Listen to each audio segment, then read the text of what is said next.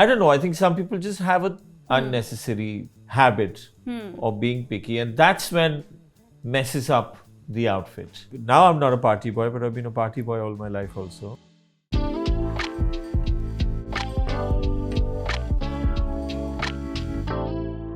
Hi, how are you? I'm good, and you? What's been up? Tell us what you've been doing, what have you been up to, and what you're working on these days. The usual. Working on the next Couture collection. Continuously working on the Pret collection, which is something I want to get down to many people, and different price points, etc. So yeah, quite exciting. Yeah, I heard actually in an interview you said that the reason you launched Pret was because you said that you want everyone to own a Varun Bahl. Yes. And I think the response has been great. Absolutely. I'm wearing Varun Bahl. Yes, you're wearing it. So, you've been in the industry for so many years. And that I've forgotten how many. Yeah, that you've forgotten how many, but we're not calling you old. I'm just saying you're seasoned, right. And as an expert. That's a nice way of putting it. Yeah, as an expert who's been in the industry for so many years. Do you ever go back and think about your firsts? All the time. It's been an exciting journey, as I would call it. Yeah. Sometimes you just sit in the room and you go back in time and you think about how and where you started to. Yeah, of course. Tell us a little about. Do you remember your first sketch or your first design? What was it? That's going a bit too. That was in school actually. I wanted to be a designer since I was in school. So I'm literally living my dream. Oh wow. And when I was in school means when I was 15, 16 years old. So not many people at 15, 16 know what they want to do, and I actually knew it back in the day. So at 15, 16, you knew you wanted to be a designer, and you were already sketching and figuring out. Yeah, I was sketching, but I'd rather not remember those sketches. It's disgusting. Okay, that's great. And how did your parents react to it? And how they've been very supportive, and right from the word go. I belong to a family of garment exporters, so clothing was always around me. And I would keep going through samples, etc. And that's when I picked up the interest. So do you remember the first garment you sold that you designed? Yes, it was a waistcoat. Really? Which I made we had a leather garment division, export division, where I designed a waistcoat for men. Actually, it was a menswear thing. And I sold it to a few of my closest friends. And it did well? Yes. Yeah. Do you have Some of them I've still kept it. Yeah, that's what I was going to ask. Do you have one of them as like a memento on the side? My friends have them, I don't. Okay, that's amazing. And, speaking of menswear and women's wear, so is it true that, predominantly you were first doing women's wear a lot more, and then you kind of have ventured into menswear again now? Right. So you started a little bit with menswear and then you went into women's wear. Yeah, and now because I've given more time to women's wear. Obviously, the more exciting thing for me currently is menswear. It's not that women's wear gray. is not, but menswear is something that I'm very passionate about right now. Okay, that's amazing. So, again, speaking of high fashion or couture, why is it so expensive? I mean, we've been asked this question, so we wanted to ask you that as well. The kind of time that it takes, the kind of time, effort, the amount of processes for you, it's just a garment. But if you can imagine from a sketch to a final garment, there are dozens of processes that take place, and everything is hand done, and everything is just everything is just so special about it, and hence the price. Fair enough. And for those who can't afford it, then they have Pret as an option as well, right? So they can still, as you said, own a Varun Bahl creation. Yes. Either or. Okay, that's amazing. And who have you enjoyed dressing the most? Like, I know. Apart from you? Apart from me. I've in fact enjoyed dressing every one of my clients, barring a few here and there. Ooh, we'll get to that. Give us some give us some spicy stories. But I think every client is special. The fact that they like what I do is obviously has a space in my heart for them. So I think almost everyone that I've dressed, I've enjoyed thoroughly. You dressed Amitabh Bachchan. Did you ever think yes, that was going to be? That was a part of something when I launched a menswear label. Yeah. As a young 15-year-old boy, did you No, think no, that that would be wasn't possible? when I was 15. That was No, when- no, I know, but did you think that at 15, like one day you'd be dressing Amitabh Bachchan? At 15, I had massive dreams. That's amazing. No, I never thought I would do that. Hmm. And it was amazing. It was an absolute pleasure. Hmm. He looked really dapper. I Yes, saw the picture. he is, I mean- he is. I share my birthday with him, so I'm always very Oh, excited when we wow. talk about Amitabh Bachchan. But yeah, but you know, it's so funny. Like this thing I saw on the red carpet. You know how they ask celebrities, you know, who are you wearing, or you know, whose sari are you wearing? So somebody actually at an award show asked Hema Malini that, you know, ma'am, whose sari are you wearing? And she said, what kind of a dumb question is this? I'm wearing my own sari. And I thought that was really funny. But yeah, so speaking of Bollywood, I remember you've done one line with Karan Johar, right? No, quite a few collections. We had a brand together. Oh, lovely. And how it was, did that turn It was out? mostly menswear. And, you know, given that fashion and Bollywood are so intertwined, at least for the public, right? Because a lot of people dress according to how they've seen celebrities dress. They try to emulate that. So, one, I want to ask you, you know, why is it something that you would be interested in, like doing costumes for Bollywood movies? Yes, I mean I have done for one movie many years ago, and I'm open to it. It's just that it takes a lot of time, and I don't live in the right city for doing that. So everything that I do otherwise is based in Delhi and in Yeah. around Delhi, Yeah. and for that you have to be in Bombay. in Bombay, and which is not possible. It is possible, and I think now is the time that I can spare that time also. Yeah. Yeah, So, I yeah, mean, why? you have a Absolutely open well-established to it. brand. I think, I mean, I would love to see, Absolutely you know, the open to Bollywood it. heroines dressed up in Varun Bahl. I think that would be fun. And, you know, we were discussing actually before you came that we were talking about the movie fashion, right? And of course, it released many years ago. And we were talking about how we want to ask you if Madhur Bhandarkar's representation of the fashion industry in the movie fashion, which of course came many years ago, was accurate or was, you know, too far-fetched. Do you remember the movie? I of course I saw it, Yeah. and I don't really remember exactly what happened because it was a long time ago, and I think he's Madhur Bhandarkar is fairly accomplished in what he does, and I'm sure it had some relevance, but I'm sure you take creative liberties and you add 2 bits of your own. Have you heard someone say, "Spare me the horror"? Yes, I have. I have. Well, I then don't it know was who, but accurate. Okay. No, some things in the movie were accurate, Yeah. of course, and some things were Outright so- exaggerated. something, you know, Yeah, fair. out of imagination, and that's how you make a film. Yeah, agreed. So tell us, Varun, do you have like real friends in the industry? Yes, I do actually. Contrary to what people think that people in the same industry can't be friends, I have some lovely friends.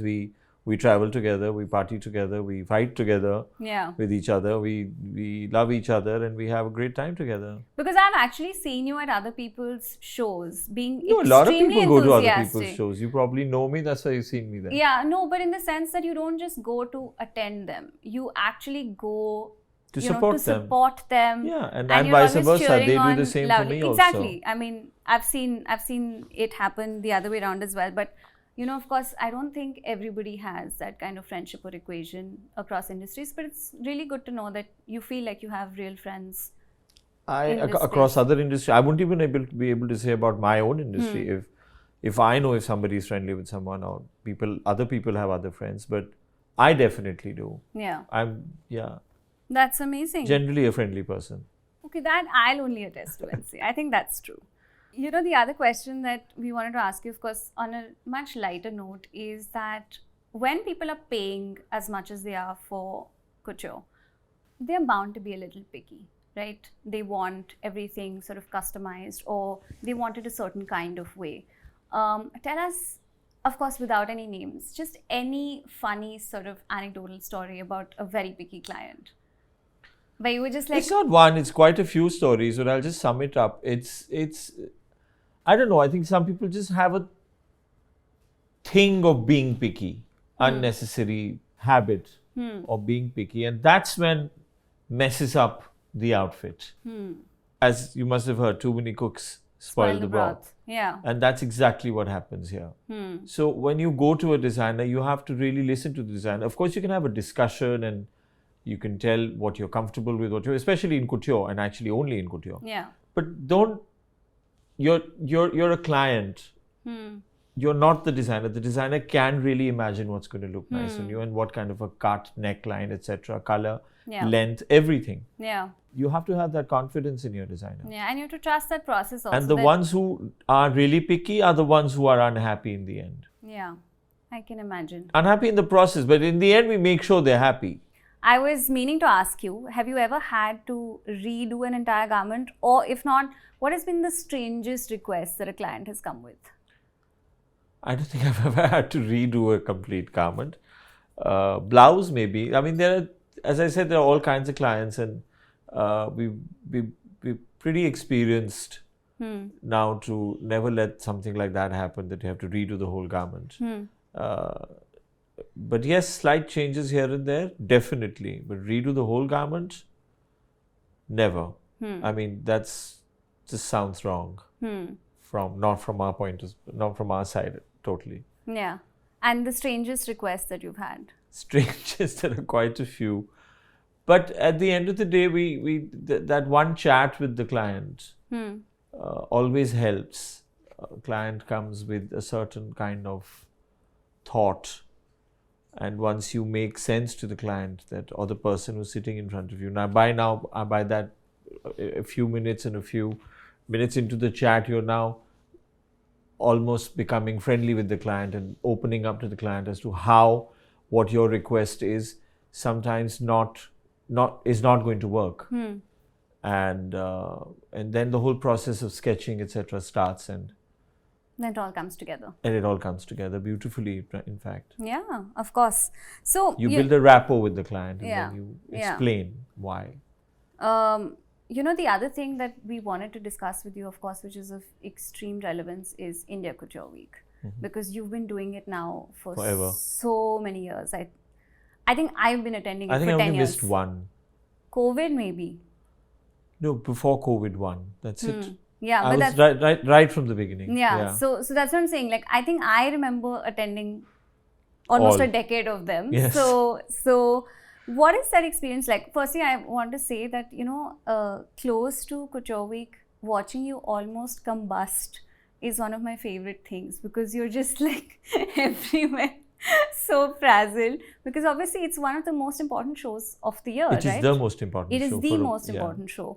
And by the way, did you know that your show with Rashmika as the showstopper was voted the best show last year? No idea about that. There was actually a poll. Yeah, it was a poll, and Rashmika, her outfit and your show was voted the best show of Couture Week last year. Yeah. Rashmika is lovely, actually, I have to say. She looked wonderful stunning. Working with her. Yeah, she looked stunning, and that red outfit was stunning, and everything about that show, of course, was stunning. But tell us a little about the experience of Couture Week, what the prep is like, it's very stressful.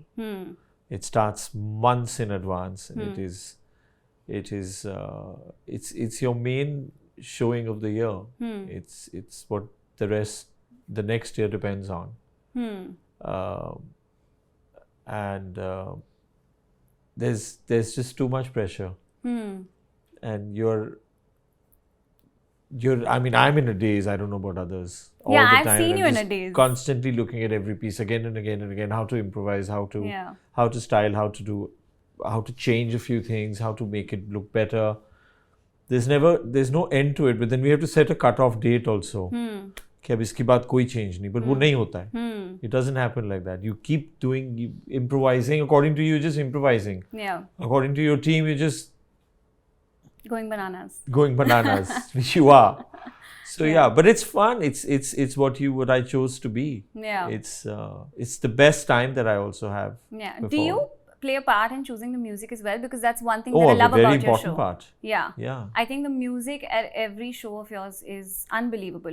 Thank you. I've got that compliment from many people. Yeah. I think it's probably very impactful, and it's always It in sets sync. the mood right. Yeah. But this time I got lots of complaints that it was a bit long and this and that. But I was like, it's just a few minutes extra is fine. You can give me a few minutes extra. Anyway, of your Couture patience. Week is always starts late. No, the show was long. That's what Yeah, people but said. I'm saying it's fine now. Now it starts late. You expect to stay around 5-6 minutes here or there. Makes It doesn't no make any difference. difference. Yeah. I have this really funny story I have to tell you. Okay, so one of your shows, it was so many years ago that I don't even remember which one. That I was waiting outside the door, and you know how it's always 15-20 minutes late, and everyone's either at, To say the least. either at Blue Bar or at Capital Kitchen, or they're just waiting outside the door. So I remember I'd come and I was wearing a Shivan and Naresh dress to the show, and I think they had just started out. Like, this is so many years ago. And it just so happened that because I was wearing it and they were there, Naresh came and fixed my dress. You know how, like, if you see me wearing your garment, you'll be like, oh, like, fix it a little of bit. course. It's like a designer thing because you want it to look perfect. And he fixed my dress, and I think you came out, and you know, of course, you were in this complete daze, and I think you must have given me like a tight hug or something, and you went in. And there's this one poor model who really, really wanted to come watch your show. So he thought I was someone very important because of this whole thing. And then he came and he said, ma'am, I really want to meet Varun sir. Do you have an extra pass? And I said, I'm so sorry, I don't. But, you know, I don't know what to do. But people are actually like waiting outside, hoping someone will give them a pass. And that's how big a deal Couture Week actually is. Of course it is. It's the best. Yeah. It's the best event in fashion in the country. Yeah. I really enjoy the few shows that I attend on a yearly basis. Of course, yours is one of them. But the one thing I've noticed with every show is that your mom is always there. Yeah, of course. I love that. She's always sitting there cheering on. In fact, I think a whole bunch of your family comes. The whole family comes, of course. And they're all like, you know, the most enthusiastic people in the crew. What is your relationship with, you know, your family like? It's wonderful. We're 3 brothers and they both are married and they have 2 kids each, and it's wonderful. And you spend enough time with them? And I try to.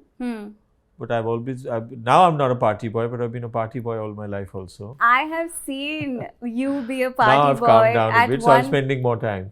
At one of the parties, do you remember this? We have been at a party at Olive together. Yeah, I think I remember. Yeah, of a Bollywood person. Now Hollywood. Yeah. Yeah. And I remember that, you know, when I came in, you'd already been there for a while. I think I came in late. And you were really vibing. But I was there for a short while. Yeah, you left. You left after I came. But it was fun. Yeah.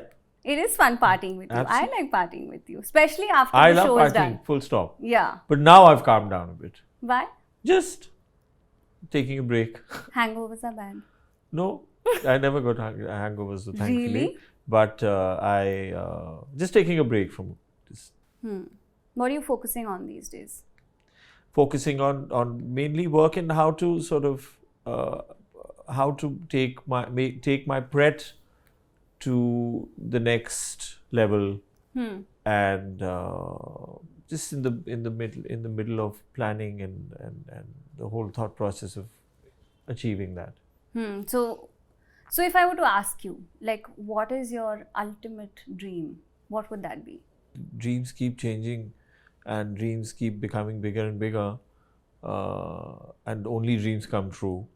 So, and there's no end to dreaming. So I would love to show internationally. I would love to have Pret stores all over the country, all over the world. Who knows?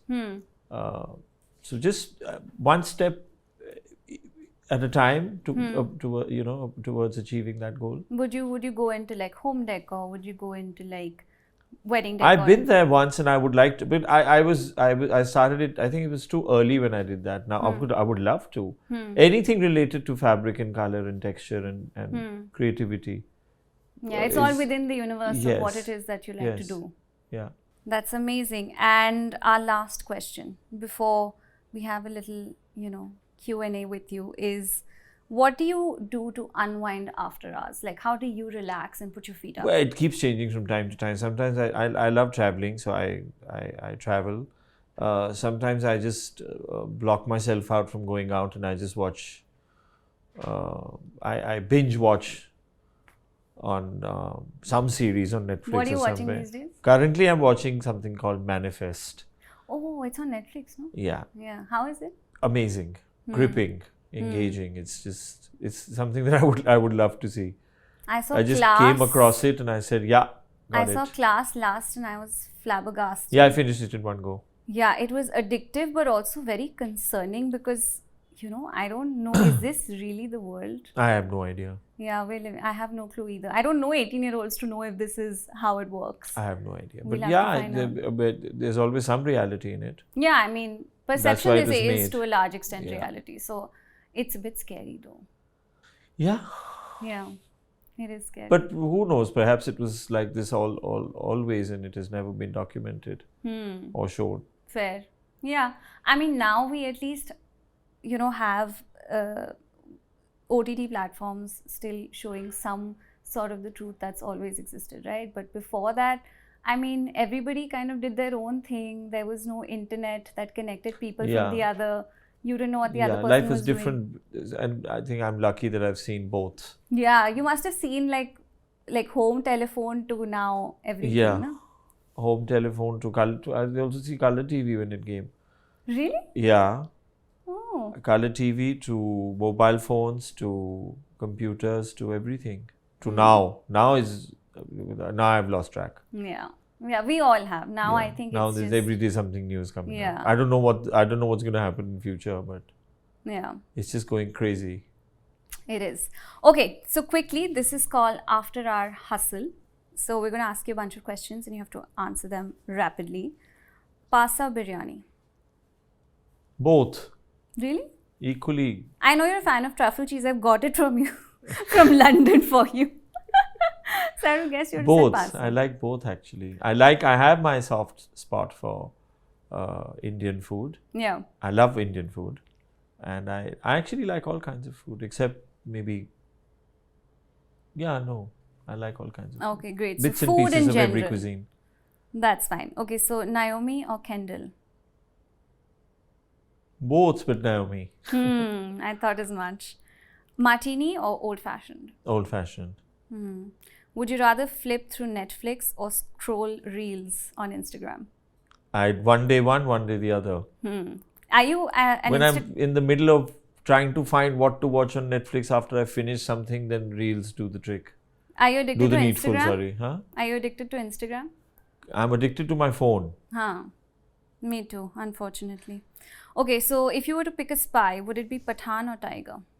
I haven't seen both. So, Okay, Shah Rukh, Salman, then you can pick. Shah Rukh. So Pathan. For a bridal lehenga or a sari? Lehenga. Delhi or Mumbai? Where is your heart?